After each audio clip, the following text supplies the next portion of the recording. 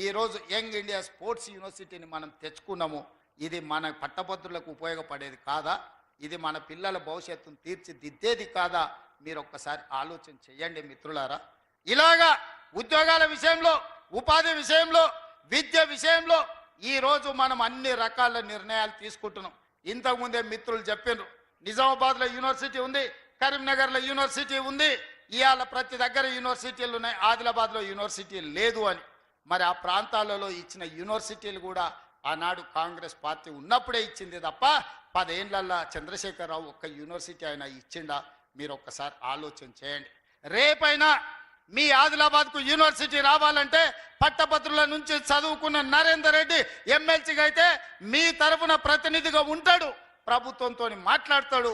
ఆదిలాబాద్కు కావలసిన యూనివర్సిటీని సాధించే ప్రయత్నము నరేందర్ రెడ్డి చేస్తాడు.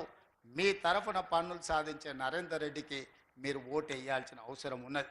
మిత్రులారా, ఇవాళ మీరు ఆలోచన చేయండి.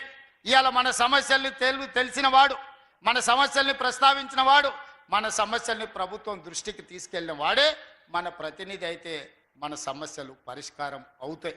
ఈ విధంగా ఈరోజు ఏ విషయంలో అయినా ప్రభుత్వం 2023 డిసెంబర్ 7 నాడు వచ్చింది. మేము వచ్చిన కొద్ది రోజులకే పార్లమెంట్ ఎన్నికలు వచ్చి ఎన్నికల కోడ్ వచ్చింది.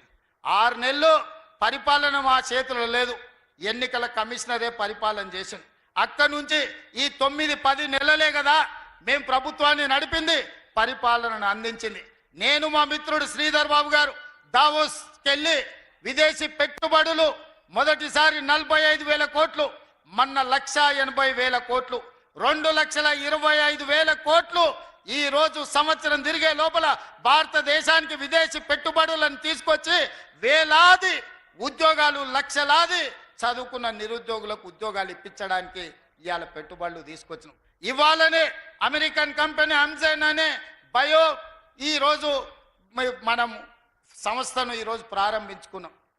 వేలాది కోట్ల రూపాయలు పెట్టుబడులు పెట్టడమే కాదు, వేలాది ఉద్యోగాలు ఇచ్చే అమెరికన్ కంపెనీ అమెరికా పర్యటనలో నేను శ్రీధర్ బాబు గారు ఒప్పించి ఇవాళ తెలంగాణ రాష్ట్రానికి తీసుకొచ్చినాం.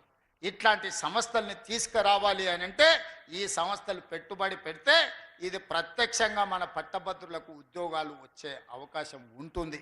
ఇవన్నీ పనులు మేము చెయ్యాలి, ముందుకు వెళ్ళాలి అని అంటే మీ ఆశీర్వాదం ఉండాలి.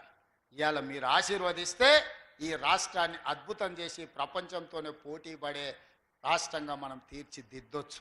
అదేవిధంగా ఇవాళ నేను రైతులను అడుగుతున్నా, 25,50,000 మంది రైతులకు రైతు రుణమాఫీ కింద 21,000 కోట్ల రూపాయలు వాళ్ళ ఖాతాలో 2 లక్షల వరకు ఉన్న రుణాన్ని మాఫీ చేసిన ప్రభుత్వం మాది. నేను ఈ వేదిక మీద నుంచి